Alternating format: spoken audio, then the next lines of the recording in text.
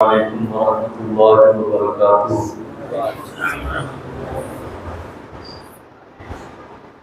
الحمدللہ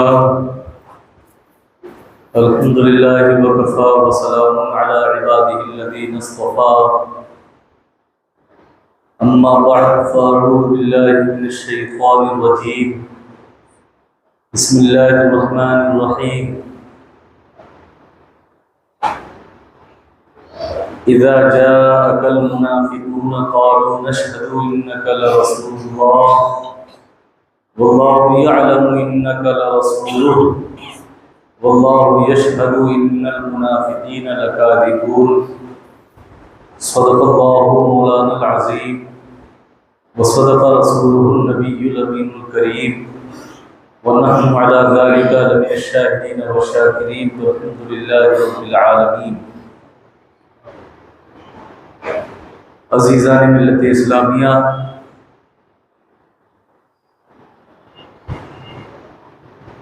آئیے کچھ سننے سنانے سے قبل ہم اور آپ اپنی اور ساری کائنات کے محبوب دانائے غیوب آمنہ کے لال عبداللہ کے لخت جگر شہنشاہ لامکان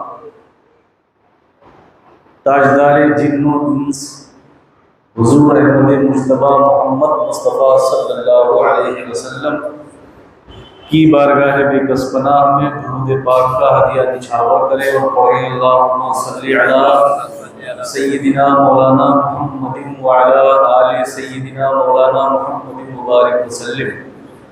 صلو علیہ صلاۃ و سلام علیک یا رسول اللہ صلی اللہ تعالی علیہ وبارک وسلم۔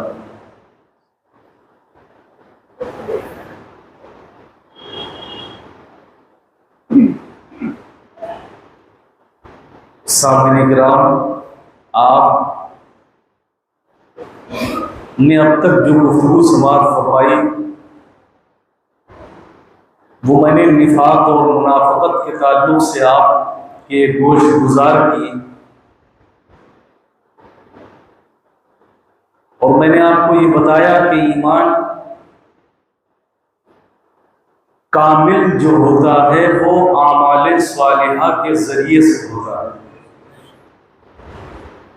جس کے جتنے اعمال صالحہ زیادہ ہوں گے اس کا اتنا ہی ایمان کامل اور مضبوط ہوتا ہے۔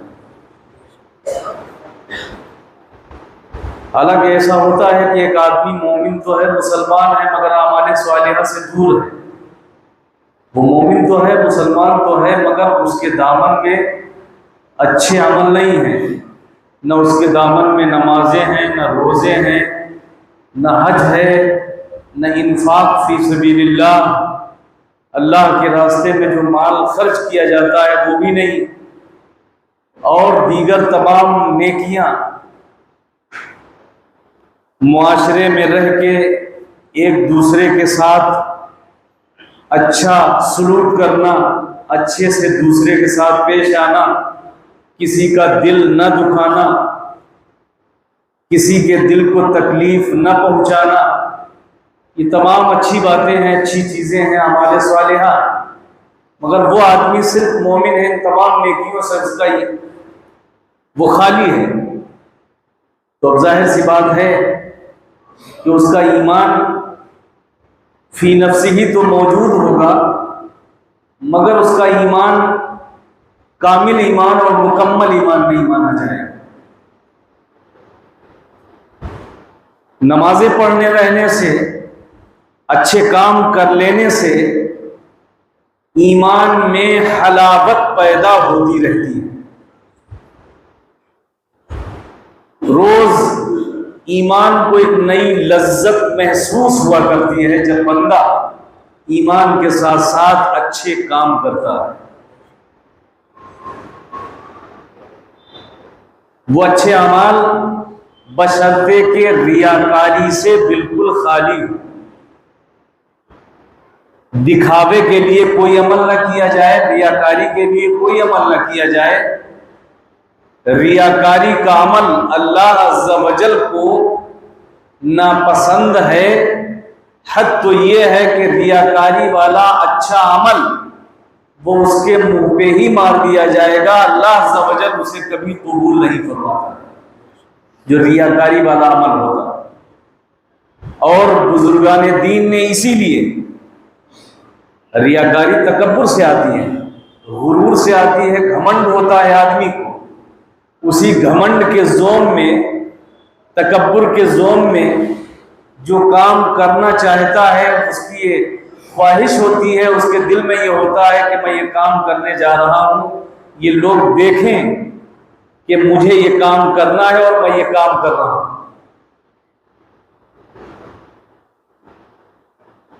کبریائی صرف اللہ تبارک و تعالیٰ کی صفت ہے،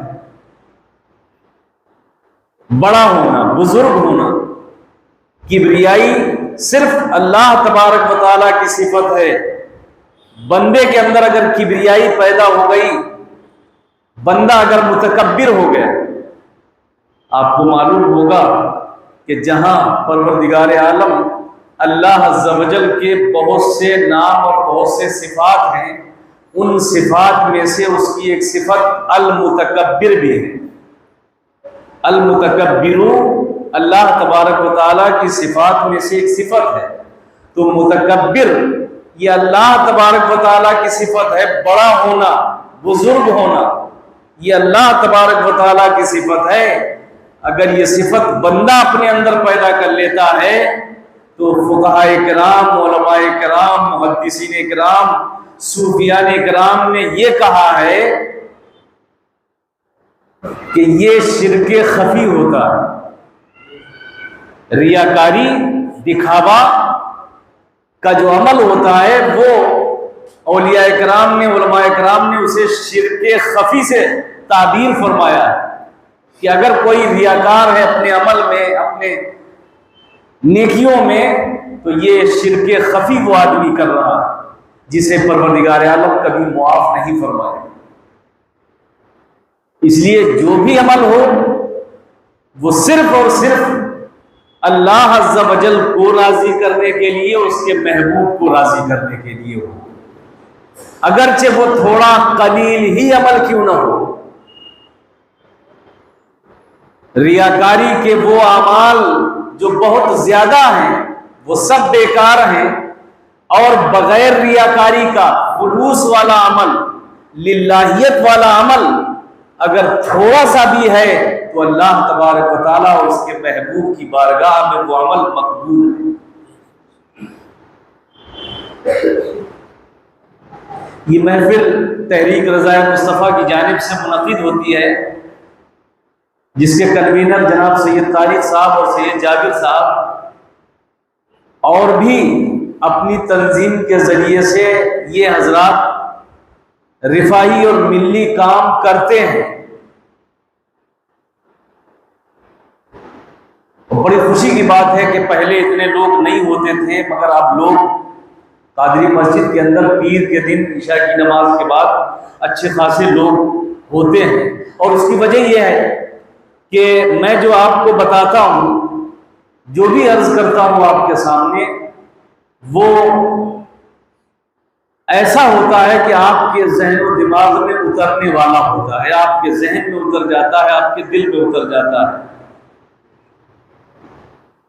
اور یہ محفل منعقد ہونے کا مقصد صرف یہ ہے کہ انسان کا ایمان مضبوط ہو، اللہ عز و جل سے اس کا رشتہ مضبوط ہو، پیغمبر اسلام صلی اللہ علیہ وسلم سے اس کا رشتہ مضبوط ہو، وہ باتیں بتائی جائیں کہ انسان جن سے اللہ عز و جل کا قرب حاصل کرنے کی کوشش کرے، اللہ عز و جل کا قریبی بندہ بننے کی کوشش کرے، وہ باتیں بتائی جائیں کہ جن باتوں کے ذریعے سے رسول اللہ صلی اللہ علیہ وسلم کا عشق، رسول اللہ صلی اللہ علیہ وسلم کی محبتیں انسان کے دل کے اندر زیادہ سے زیادہ پیدا ہو۔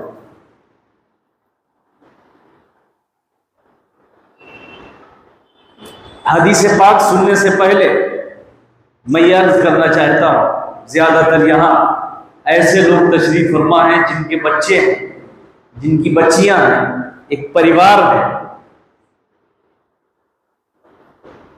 تو میں یہ عرض کرنا چاہتا ہوں کہ گھر کے اندر اپنے بچے اور بچیوں کو دیندار ہم کیسے بنائیں، دینداری کی طرف انہیں کیسے رغبت دلائیں، کیسے وہ دیندار بنیں، کیسے ان کے دل کے اندر اللہ عز و جل کی محبت، اس کے محبوب کی محبت، قرآن پاک کی محبت اور تمام چیزوں کی محبتیں کیسے ان کے اندر پیدا ہوں، کیسے وہ ان محبتوں کے اندر مضبوط اور قوی ہوں۔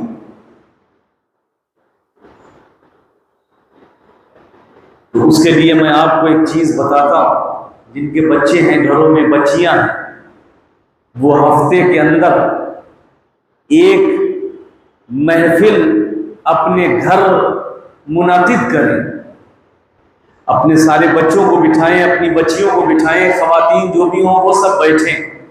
ان میں سے اگر کوئی اردو عربی پڑھا لکھا ہو، چاہے وہ کوئی خاتون ہو، چاہے کوئی وہ بچہ ہو یا بچی ہو، ماں باپ میں سے ہو، جب سارے بچے اور بچیاں بیٹھ جائیں، ماں باپ بیٹھے ہوں، بہنیں بیٹھی ہوں، بھائی بیٹھے ہوں، سب بیٹھے ہوں، ہفتے میں ایک دن کا آپ وقت نکالیں اور اس نسخے پر آپ عمل کر کے دیکھیں۔ یہ چیزیں ہمارے اندر سے ختم ہوتی جا رہی ہیں نا، ہمارے پاس وقت ہی نہیں ہے کہ ہم اپنے بچوں کو دین اسلام کے تعلق سے کچھ بتائیں۔ وقت اتنا تیزی کے ساتھ چلا جا رہا ہے، اتنی تیزی اور اتنی رفتار کے ساتھ یہ وقت چل رہا ہے، یہ زمانہ چل رہا ہے کہ اب آپ دیکھیں، ایک جمعہ ہم پڑھتے ہیں اور دوسرا جمعہ آ جاتا ہے اور ایسا محسوس ہوتا ہے کہ ابھی 2-3 دن نہیں ہوئے۔ کتنی تیزی سے، کتنی رفتار کے ساتھ وقت چلتا چلا جا رہا ہے۔ یہ بھی قیامت کی نشانیوں میں سے ایک نشانی ہے۔ تو ہمارے بچے دین کی طرف، اسلام کی طرف، قرآن کی طرف کیسے راغب ہوں، کیسے ان کا دل لگے، تو آپ ایک ہفتے میں کوئی سا بھی دن مقرر کر لیں، جمعہ کا دن یا پیر کا دن آپ متعین کر لیں، فکس کر لیں، ٹائم فکس کر لیں، سب کو بٹھا لیں۔ اور اگر کسی کو کچھ نہیں آتا ہے تو جو سروے سروا ہو گھر کا، وہ سارے بچوں اور بچیوں، جتنی بھی خواتین ہیں، ان سب سے کہے کہ آپ 5 مرتبہ پہلے کلمہ شریف کا ورد کرو، لا الہ الا اللہ محمد رسول اللہ۔ بچوں سے پڑھوائے، بچیوں سے پڑھوائے، جتنے لوگ بیٹھے ہوں سب پڑھیں۔ کلمہ توحید کا سب سے پہلے ورد ہونا چاہیے، یہی ہماری بنیاد ہے، اسی سے ہم پہچانے جاتے ہیں، اسی سے ہم جانے جاتے ہیں۔ کلمہ توحید کا ورد اپنے بچوں کو کراؤ اور 5 مرتبہ، اور اگر آپ کو ترجمہ معلوم ہو تو آپ ان بچوں کو ترجمہ بھی بتاؤ، انہیں یہ بتاؤ کہ بیٹا یہ کلمہ توحید ہے، اسی کے ذریعے سے اس کو مان کر، اس کی تصدیق کر کے، اس کا اقرار کرتے ہی مسلمان بنتا ہے، مومن بنتا ہے۔ تو یہ کتنا اہم ہے کلمہ توحید، کتنی افادیت اور کتنا اہم ہے یہ کلمہ توحید۔ اس لیے کلمہ توحید کا آپ ترجمہ بتائیں، لا الہ الا اللہ، اللہ کے سوا کوئی معبود نہیں۔ سارے لوگ کہیں اللہ کے سوا کوئی معبود نہیں، محمد الرسول اللہ، محمد اللہ کے رسول ہیں۔ کلمہ توحید بچے پڑھ رہے ہیں، بچپن میں ہی انہیں ترجمہ بھی معلوم ہو جائے۔ دوسرا کلمہ اگر آپ کو یاد ہے تو دوسرا کلمہ بھی آپ بتائیں، اشہد ان لا الہ الا اللہ واشہد ان محمدن عبدہ ورسولہ۔ یہ کلمہ 5 مرتبہ پڑھنے میں کوئی زیادہ وقت نہیں لگے گا۔ 5 مرتبہ پہلا کلمہ کلمہ توحید، 5 مرتبہ دوسرا کلمہ اشہد ان لا الہ الا اللہ۔ ترجمہ میرے ساتھ میں کریں آپ، میں گواہی دیتا ہوں اللہ کے سوا کوئی معبود نہیں، واشہد ان محمدن عبدہ ورسولہ، اور میں گواہی دیتا ہوں کہ محمد اس کے بندے اور اس کے رسول ہیں۔ یہ کم سے کم 2 کلمے ضروری یاد ہو اور دونوں کا ترجمہ یاد ہو آپ بتائیں. اب جب 5 مرتبہ بچے اور سارے لوگ پڑھ لیں تو آپ 5 مرتبہ درود شریف کا ورد کرائیں. درود شریف کا ورد کرائیں آپ 5 مرتبہ، سب لوگ درود شریف پڑھو. اس کے بعد اگر کسی بچے کو نعت شریف آتی ہے تو 2 شعر 1 شعر نعت شریف بچے کے پڑھوائیں آپ کھڑے ہو. کیا ہے جب روح کو غذا ملتی رہے گی نا بھئی، ہماری روح کا تعلق اللہ عز و جل سے اور اس کے محبوب سے ہے، اور روح کی غذا کیا ہے؟ اللہ کو یاد کرنا، اس کے محبوب کو یاد کرنا، ان کی باتیں ماننا، ان کی باتیں کرنا، یہ ہمارے روح کی غذا ہے. اب آپ سوچیں، ہم اپنے روح کی غذا خود میسر نہیں کر پا رہے. اندازہ کریں، آپ محاسبہ کریں، حساب لگائیں کہ ہفتے کے اندر ہم بیٹھ کے خود اور اپنے بچوں کو بٹھال کے اپنی روح کی غذا کتنی استعمال کرتے ہیں اور اپنی روح کو کتنی غذا دیتے ہیں. نہیں دے پا رہے نا، اس لیے روح بے چین ہے، بے قرار ہے، روح تڑپ رہی ہے، روح پریشان ہے، روح کو سکون ہی نہیں ہے، روح کو اطمینان ہی نہیں حاصل ہو رہا. ظاہر سی بات ہے، جسم کو کوئی تکلیف ہو تو جسم کو دوا دی جائے گی، اس کا نسخہ دیا جائے گا تو جسم کو آرام ملے گا. کسی چیز کے اندر بھی ڈسٹرب ہوگا، اس کی دوا مل جائے گی، وہ چیز صحیح ہو جائے گی. اے لوگوں، اسی طرح روح کا بھی نسخہ ہے، روح کی بھی غذا ہے. روح کو بھی اس کی غذا دیا کرو، اور اس کی غذا یہ ہے کہ آپ اللہ اللہ کرو، اللہ ہو کی صدائیں بلند کرو. اور جن بچوں کو آپ نے بٹھالا، کلمہ پڑھایا، آپ نے درود شریف پڑھوائی، نعت شریف کے 2-1 شعر اگر کسی کو یاد ہے پڑھوائیں. آپ کو اللہ تعالیٰ کے بارے میں، پیغمبر اسلام صلی اللہ علیہ وسلم کے بارے میں کوئی واقعہ یاد ہو، وہ واقعہ آپ ان بچوں کے سامنے بیان کریں. ان میں سے کسی کو بھی اللہ کے رسول صلی اللہ علیہ وسلم کی سیرت کے بارے میں کچھ بھی معلومات ہو، وہ بیان کرے اور سب سنیں. اللہ کے رسول کی محبت کو اپنے دل میں بٹھائیں.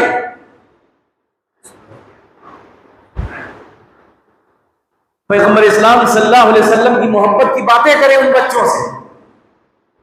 پھر اس کے بعد محفل کے اختتام پر سب تو بیٹھے ہوئے ہیں، محفل کے اختتام پر پھر اللہ کی ضربیں زیادہ نہیں، کم سے کم 5 بار سے سٹارٹ کریں. اللہ کا ذکر کریں، خود بچوں سے ذکر کرائیں، بولے کہو بیٹا اللہ اللہ اللہ. یقین جانیں، یہ عمل، یہ نسخہ جو میں آپ کو بتا رہا ہوں، اگر آپ اپنے گھر میں اسٹارٹ کر دیں، اپنے گھر میں ابتدا کر دیں، اور پھر رفتہ رفتہ، یہی نہیں گھر میں اسٹارٹ کریں، یہ چیزیں تو ہیں، جو بچے ہیں آپ کے گھر میں، بچیاں ہیں، یہی محفل منعقد ہوتے ہوتے اس میں پھر وہ وقت بھی آ جائے کہ آپ اپنے بچوں کو دعاؤں کے بارے میں پوچھیں کہ کون سی دعا یاد ہے، کون سی نہیں یاد ہے. اذان کے بعد کی دعا یاد ہے، تمہیں نہیں یاد ہے؟ اگر بولے نہیں یاد ہے تو آپ انہیں ٹائم دو کہ آپ کو 1 ہفتے کا ٹائم دیا جاتا ہے. 1 ہفتے کے بعد یہ محفل جو منعقد ہوگی جمعے کے دن یا پیر کے دن، اس میں ہم آپ سے اذان کی بعد کی دعا سنیں گے، اس میں ہم آپ سے نماز جنازہ کی دعا سنیں گے، اس میں ہم آپ سے التحیات للہ تشہد پورا سنیں گے، درود ابراہیمی سنیں گے. یہ آہستہ آہستہ آپ اپنے گھروں کے اندر اسٹارٹ کریں، شروع کریں، پھر آپ دیکھیں آپ کے گھر میں کیسا ماحول ہوگا. آپ اپنے بچوں کو قریب لائیں. میں نے عرض کیا، جب روح کو غذا ہی نہیں مل رہی ہے، اس لیے روح تڑپ رہی ہے، تڑپا رہی ہے.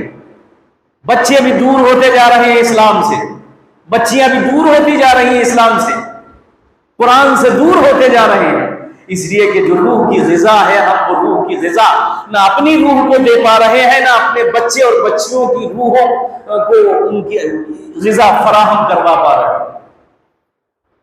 تو یہ آپ جو میں نے آپ سے عرض کیا ہے، اپنے گھروں کے اندر یہ محفل اس طرح کی منعقد کر کے اسٹارٹ کریں. آہستہ آہستہ یہ دعائیں ہیں، یہ سلسلہ آپ چلاتے رہیں انشاءاللہ العزیز. اگر آپ خلوص نیت سے اپنے گھر میں بچوں بچیوں کو بٹھال کے اس طرح کی محفل سجاؤ گے تو میرا وجدان کہتا ہے، میرا یقین کہتا ہے کہ وہ بچے بچیاں مستقبل میں کبھی گمراہ نہیں ہوں گے۔ اور جانتے ہو، اس طرح اپنے بچوں کو دین کی طرف لانا، یہ ان بچوں کا تو فائدہ ہے، دنیاوی فائدہ بھی ہے ان بچے اور بچیوں کے لیے، اخروی فائدہ بھی ہے۔ اور یہ یاد رکھنا، تم جو محنت کرو گے، کوشش کرو گے، تو اسی کوشش اور جد و جہد کے ذریعے اللہ تبارک و تعالیٰ تمہاری بخشش فرمائے گا۔ یہ بہت بڑا کار خیر ہے، جو اسلام سے دور ہو، جو قرآن سے دور ہو، یہ اتنا بڑا کار خیر ہے کہ آپ اپنے عمل کے ذریعے سے اس کو اللہ کے قریب کر دیں، اسے رسول کے قریب کر دیں، اسے قرآن کے قریب کر دیں۔ اس سے بڑا عمل کوئی ہے ہی نہیں۔ دنیا میں آنے کا مقصد ہی یہی ہے، اسلام اور قرآن اور سب کا مقصد، اللہ کے نبیوں کے آنے کا مقصد صرف اور صرف یہی رہا ہے کہ بندہ اللہ عز و جل کے قریب ہو۔ اس کے علاوہ کوئی مقصد نہیں۔ جتنے انبیاء و مرسلین آئے، سب کا یہی مقصد، سب کا یہی مطلب، سب کا یہی پیغام، سب کی یہی کوشش کہ بندے خالق کائنات سے رشتہ جوڑیں، بندے خالق کائنات سے رشتہ جوڑیں، اس کے قریب جائیں، اس کے قریب ہوں، اس کا محبوب بننے کی کوشش کریں۔ یہ سب کا پیغام رہا ہے۔ صوفیوں کا بھی یہی پیغام، ولیوں کا بھی یہی پیغام، اور ان کے اعمال اس بات کی گواہی دیتے ہیں، صوفیوں اور اولیاء کرام کے اعمال گواہی دیتے ہیں کہ انہوں نے اپنی پوری زندگی خود بھی اللہ عز و جل سے ایسا مضبوط رشتہ جوڑے رکھا، ایسا مضبوط رشتہ اللہ عز و جل سے ان ولیوں نے جوڑے رکھا کہ اللہ تبارک و تعالیٰ نے اس رشتے میں ایسی برکتیں عطا فرمائی کہ وہ ولی جب زمین پر موجود رہا تب بھی اس کی بارگاہ میں لوگوں کا ہجوم موجود رہا، اور جب وہ ولی زمین کے اندر چلا گیا تب بھی اس کی بارگاہ ہجوم سے خالی نہ رہی۔ یہ کس کی برکت تھی؟ یہ اس نے اللہ عز و جل سے رشتہ جو جوڑا، اور ایسا مضبوط رشتہ اس ولی نے جوڑا، ولیوں نے جوڑا کہ اللہ تبارک و تعالیٰ نے اس رشتے کی برکت سے دنیا میں بھی انہیں انسانوں میں مقبول بنایا، اور جب دنیا سے چلے گئے زمین کے اندر تب بھی وہ انسانوں کے مقبول اور محبوب۔ اس لیے میں نے جو آپ سے عرض کیا، آپ اپنے گھروں کے اندر یہ کام اپنے بچے اور بچیوں کو، ماشاءاللہ ایسا تو کوئی گھر نہیں جس گھر میں قرآن شریف پڑھنے والے کوئی نہ ہو، اردو پڑھنے والے نہ ہو، ہر گھر میں ہوتے ہیں، سارے نہ ہوں تو 1 2 3 تو ہوتے ہیں۔ تو جو دعائیں ضروری ہوتی ہیں ان دعاؤں کا بھی اہتمام کیا جائے۔ سب سے پہلے نماز کے تعلق سے نماز میں جو چیزیں پڑھی جاتی ہیں، ثنا وغیرہ، التحیات، درود ابراہیمی، اور یہ بھی یاد رکھیں نماز سے ہی اسٹارٹ کریں بچوں کو سکھانے کے لیے، اور کم سے کم 10 سورتوں کا آرڈر دیں اپنے بچوں اور بچیوں کو۔ بہت سے ہمارے بڑے بڑے میں نے دیکھا ہے 17 18 سال کے بچے ہیں، صرف انہیں قل هو اللہ یاد ہے، الحمد شریف یاد ہے، تیسری سورت نہیں یاد ہے۔ میں نے کتنا تجربہ کیا اس بات کا ہے۔ 17 18 سال کا لڑکا ہے، کالج میں جا رہا ہے، اسکول جاتا ہے، اور قرآن شریف بھی پڑھا ہوا ہے۔ ایسا نہیں قرآن شریف نہیں، قرآن شریف پڑھا ہوا ہے، مگر اسے الحمد شریف صرف یاد ہے، قل هو اللہ، اور زیادہ سے زیادہ اگر اسے یاد ہے تو انا اعطینا، اتنے پہ ہی وہ نماز میں اکتفا کر رہا ہے۔ اب اگر اس طرح سے اپنے گھر میں محفل منعقد کرو، انہی بچوں کو بٹھا لو جو ہندی اسکول میں جاتے ہیں، جہاں ہندی اسکول کے ٹیچر انہیں کام دیتے ہیں، آپ دین کا کام دو انہیں، آپ قرآن کا کام دو، آپ اسلام کا کام دو ان بچے اور بچیوں کو، اور آپ ان سے بولو، نماز کے بارے میں اسٹارٹ کرو، ان سے بولو کہ 10 سورتیں تمہیں سنانا ضروری ہے، یاد کرنا ضروری ہے، کم سے کم 10 سورتیں زبانی یاد کراؤ، علم تر کیف سے لے کے سورہ ناس اور الحمد شریف 10 سورتیں انہیں یاد کراؤ۔ اس طرح سے کرنے سے یقیناً دنیاوی اور اخروی دونوں فائدے ہوں۔ اب میں حدیث پاک سنا کے اپنی بات ختم کر رہا ہوں۔ نفاق اور منافقت کے تعلق سے جو حدیث پاک ہے، ایک بار پیغمبر اسلام صلی اللہ علیہ وسلم صحابہ کرام کے گھروں میں تشریف فرما تھے۔ صحابہ کرام رضوان اللہ تعالیٰ علیہ اجمعین ایک شخص کی بہت زیادہ تعریف کرنے لگے.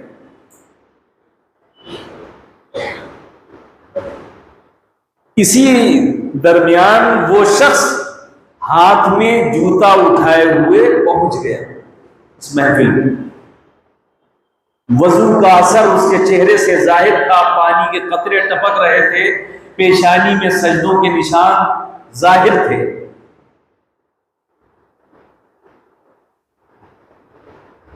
صحابہ کرام نے عرض کیا یا رسول اللہ صلی اللہ علیہ وسلم یہی وہ شخص ہے جس کی ہم لوگ تعریف کر رہے ہیں. وہ شخص آیا، اس نے سلام عرض کیا اور صحابہ کرام کے ساتھ بیٹھ گئے. اللہ کے رسول صلی اللہ علیہ وسلم نے ارشاد فرمایا مجھے اس کے چہرے پر شیطانی کالک نظر آ رہی. صحابہ کرام سے اللہ کے رسول صلی اللہ علیہ وسلم نے ارشاد فرمایا، جب صحابہ نے اللہ کے رسول صلی اللہ علیہ وسلم سے یہ بتایا کہ یا رسول اللہ صلی اللہ علیہ وسلم جس کی ہم تعریف کر رہے تھے وہ یہی ہے جو آ رہا ہے، تو اللہ کے رسول نے فرمایا مجھے اس کے چہرے پر شیطانی کالک نظر آتی. وہ شخص آیا، آ کے صحابہ کرام کے درمیان بیٹھ گیا. پیغمبر اسلام صلی اللہ علیہ وآلہ وسلم نے فرمایا تجھے اللہ کی قسم، وہ آنے والا جو بیٹھ گیا اللہ کے رسول صلی اللہ علیہ وسلم اس کی طرف مخاطب ہوئے، آپ نے فرمایا تجھے اللہ کی قسم تو یہ بتا کیا جب تو اس محفل میں آ رہا تھا تو تیرے دل میں یہ خیال پیدا نہیں ہوا کہ جتنے لوگ یہاں بیٹھے ہوئے ہیں ان میں سب سے بہتر، سب سے اچھا میں ہوں؟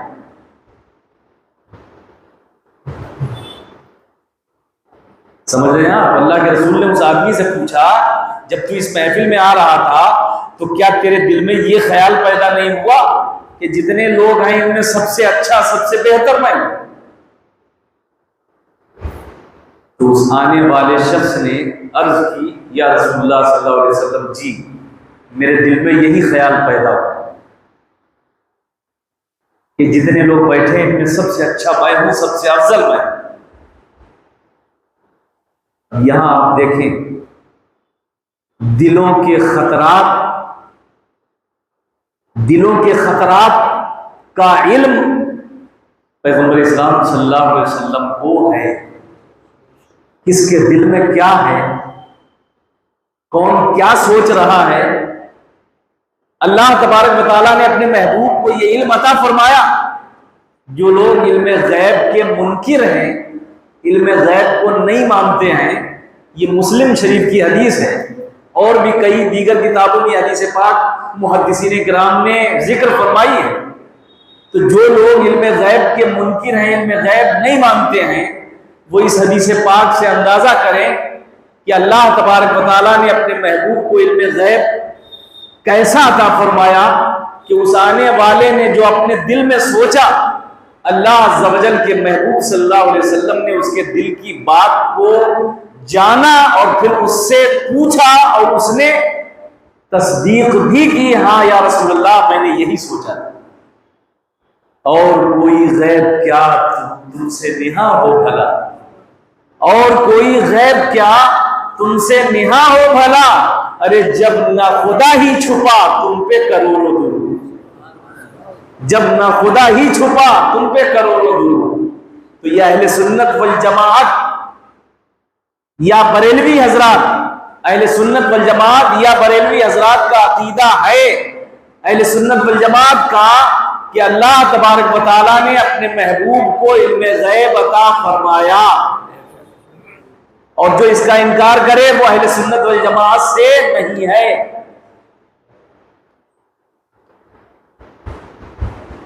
جب اس نے کہہ دیا کہ ہاں یہ میں نے سوچا تھا، تو اللہ کے رسول صلی اللہ علیہ وسلم نے ان الفاظ کے ساتھ دعا مانگی، اللہم انی استغفرک لما علمت ولما لم اعلم. پیغمبر اسلام صلی اللہ علیہ وسلم نے دعا مانگی، اے اللہ میں تجھ سے بخشش چاہتا ہوں ان چیزوں کی جنہیں میں جانتا ہوں اور ان چیزوں کی جنہیں میں نہیں جانتا۔ اب دیکھیں، اس نے اپنے دل میں یہ خیال پیدا کیا، اور یہ خیال جو اس کے دل میں پیدا ہوا، یہ خیال گناہ میں تبدیل ہو گیا۔ یعنی ایسا خیال کرنا کہ ہم سے کوئی بہتر نہیں، سب بیکار ہیں، سب رذیل ہیں، یہ خیال کرنا سب سے بڑا گناہ، اور یہ تکبر کی علامت، گھمنڈ کی علامت۔ گھمنڈ کو ہی تو توڑنے اللہ کے رسول صلی اللہ علیہ وسلم تشریف لائے۔ یہ گھمنڈ ہی تو تھا کہ حضرت آدم کو فرشتوں نے سجدہ کر لیا اور ابلیس نے منع کر دیا، اور پھر لعنت کا طوق ڈال کے دنیا میں بھیج دیا گیا، ذلیل و رسوا بنا۔ تو یہ خیال کرنا کہ ہم سے کوئی بہتر نہیں، ہم سب سے اچھے ہیں، یہ بہت بڑا گناہ، اور اتنا بڑا گناہ کہ گناہ اس آدمی نے کیا جو محفل میں آیا، مگر اللہ کے رسول صلی اللہ علیہ وسلم نے اس گناہ کا احساس جو کیا، اس گناہ کا جو احساس کیا، اس احساس کی بنیاد پر اللہ کی بارگاہ میں ہاتھ اٹھا کے جو استغفار اس آدمی کو کرنا چاہیے تھا، وہ استغفار اللہ عز و جل کے پیارے محبوب نے کیا۔ جو استغفار اسے کرنا چاہیے تھا، اللہ کے رسول فرماتے ہیں، اللہم انی استغفرک لما علمت ولما لم اعلم، اے اللہ میں تجھ سے بخشش چاہتا ہوں ان چیزوں کی جن کو میں جانتا ہوں، اور ان چیزوں کی بخشش چاہتا ہوں جن کو میں نہیں جانتا۔ صحابہ کرام رضوان اللہ تعالی علیہم اجمعین نے عرض کیا، یا رسول اللہ کیا آپ بھی خوف محسوس کرتے ہیں؟ ایک ایک جملے پہ آپ غور کیجیے گا۔ جب اللہ کے رسول نے یہ دعا پڑھی، استغفار کیا، حالانکہ یہ تعلیم امت کے لیے ہے، امت کو بتانے اور سکھانے کے لیے اللہ کے رسول نے کیا، ورنہ اللہ کے رسول صلی اللہ علیہ وسلم تو گناہوں سے معصوم ہیں۔ یہ بھی اہل سنت والجماعت کا عقیدہ ہے کہ تمام انبیاء و مرسلین معصوم ہوتے ہیں، تمام انبیاء و مرسلین معصوم ہوتے ہیں۔ اس عقیدے کو بھی آپ کو یاد رکھنا ضروری ہے۔ علم غیب کے بارے میں آپ کا عقیدہ یہ ہونا چاہیے کہ اللہ عز و جل نے اپنے محبوب کو علم غیب عطا فرمایا، ہم اسے مانتے ہیں، اور عصمت کے بارے میں آپ کو یہ عقیدہ معلوم ہونا چاہیے، اسلامی عقیدہ، کہ تمام انبیاء و مرسلین معصوم ہوتے ہیں۔ معصوم ہونے کا مطلب کبھی ان سے کوئی گناہ نہیں ہوا، نہ کبھی کوئی گناہ ہو سکتا، یہ معصوم ہونے کا مطلب۔ تو اللہ کے پیارے محبوب صلی اللہ علیہ وسلم تو معصوم ہیں، پھر استغفار کیوں کر رہے ہیں؟ جب استغفار آپ نے کیا تو صحابہ نے پوچھا، یا رسول اللہ صلی اللہ علیہ وسلم کیا آپ بھی خوف محسوس کرتے ہیں؟ تو اللہ عز و جل کے پیارے محبوب صلی اللہ علیہ وسلم نے ارشاد فرمایا، میں کیسے بے خوف ہو جاؤں؟ اللہ کا خوف دیکھیں آپ، اور ہم اپنا محاسبہ کریں کہ ہمارے اندر کتنا خوف ہے اللہ کا، کتنا ڈر ہے اللہ کا، ہمارے دل کے اندر اللہ کا کتنا خوف۔ یہ ہمارے نبی، یہ ہمارے آقا، یہ آمنہ کے لال کا جلوہ اور ان کی سیرت دیکھو، پیغمبر اسلام صلی اللہ علیہ وسلم کے دل میں اللہ عز و جل کا کتنا خوف، ان جملوں سے آپ احساس کر سکتے ہیں۔ صحابہ کرام نے پوچھا، یا رسول اللہ کیا آپ بھی خوف محسوس کرتے ہیں؟ تو اللہ کے رسول نے فرمایا، میں کیسے بے خوف ہو جاؤں جبکہ دل اللہ عز و جل کی انگلیوں میں سے 2 انگلیوں کے درمیان رہتا ہے، جبکہ دل اللہ تعالی کی انگلیوں میں سے 2 انگلیوں کے درمیان رہتا ہے، اللہ تعالی جیسے چاہے ویسے دل کو بدل دے۔ آپ اندازہ لگا لیجیے کہ اس آدمی کے دل کے اندر یہی صرف خیال آیا تھا کہ میں ان سب سے بہتر ہوں، جبکہ وہ نمازی بھی تھے، وہ مومن تھے، وہ سب کچھ تھے، سارے اوصاف ان کے اندر تھے، ساری اچھائیاں ان کے اندر، لیکن دل میں صرف یہ خیال پیدا ہو گیا کہ ہم ان سے اچھے ہیں۔ تو اللہ کے رسول صلی اللہ علیہ وسلم نے اپنے جملوں سے، اپنی باتوں سے یہ بتا دیا کہ یہ خیال کرنا کتنا بڑا گناہ ہے۔ اگر کوئی یہ خیال کر لیتا ہے تو اسے اللہ کی بارگاہ میں استغفار کرنا چاہیے، اللہ کی بارگاہ سے بخشش مانگنا چاہیے، اسے توبہ کرنا چاہیے، یہ اللہ کے رسول نے بتا دیا۔ حضرت عمر فاروق اعظم رضی اللہ تعالیٰ عنہ، اللہ اکبر، پیغمبر اسلام صلی اللہ علیہ وسلم کے جب تک میرے آقا با حیات رہے، حضرت عمر فاروق اعظم رضی اللہ تعالیٰ عنہ آپ کے ساتھ رہے، اور اللہ عز و جل نے آپ کو وہ مقام و مرتبہ پیغمبر اسلام کی نسبت سے عمر فاروق اعظم کو عطا فرمایا کہ جب تک میرے نبی دنیا میں رہے، با حیات رہے، تب تک عمر ان کے ساتھ رہے، اور جب پیغمبر اسلام صلی اللہ علیہ وسلم حیات ظاہری سے دنیا سے رخصت ہوئے تو اللہ تبارک و تعالیٰ نے پھر بھی حضرت عمر فاروق اعظم کو آپ کی قربت میں جگہ عطا فرمائی۔ زندگی میں بھی ساتھ تھے عمر فاروق اعظم، اور بعد میں بھی پیغمبر اسلام کی بارگاہ میں ساتھ میں آرام فرما ہے وہ عمر فاروق اعظم۔ ان کا تقویٰ دیکھو، ان کا خوف دیکھو۔ ایک صحابی حضرت حذیفہ ابن یمان، حضرت عمر فاروق اعظم رضی اللہ تعالیٰ عنہ حضرت حذیفہ ابن یمان سے پوچھا کرتے تھے۔ کیا پوچھتے تھے حضرت عمر فاروق اعظم؟ جن کی اسلامی حکومت ہزاروں مربع کلومیٹر پر پھیل چکی تھی، جن کی خلافت حضرت عمر فاروق اعظم رضی اللہ تعالیٰ عنہ کی خلافت آپ کے زمانے میں 20 ہزار مربع کلومیٹر پر اسلام اور اسلام کی روشنی، اسلامی حکومت پھیل چکی تھی۔ ان کے تقوی کا، ان کے خوف الہی کا عالم ملاحظہ کریں۔ حضرت عمر حذیفہ ابن یمان سے پوچھتے تھے، بار بار پوچھتے تھے، اے حذیفہ ابن یمان مجھے یہ تو بتاؤ، میرا شمار منافقین میں تو نہیں ہوتا؟ اللہ اکبر، میرا شمار منافقین میں تو نہیں ہوتا ہے؟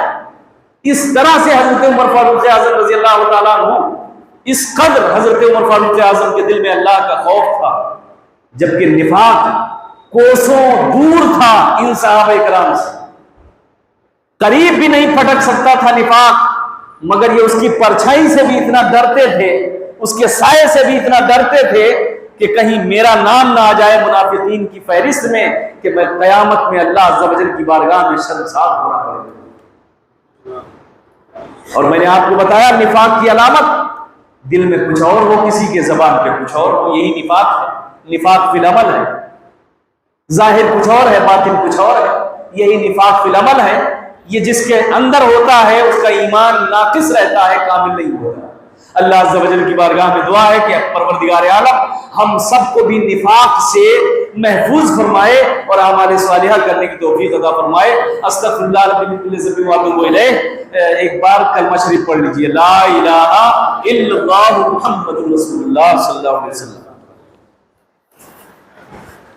یا نبی سلام علیکہ، یا رسول سلام علیکہ، یا حبیب سلام علیکہ، صلوات اللہ علیکہ، صلوات اللہ۔ الصلاة والسلام عليك يا رسول الله، الصلاة والسلام عليك يا نبي الله وعلى آلك وأصحابك وأزواجك وأطهارك يا رسول الله صلى الله عليه وسلم، فتبارك الله أحسن الخالقين۔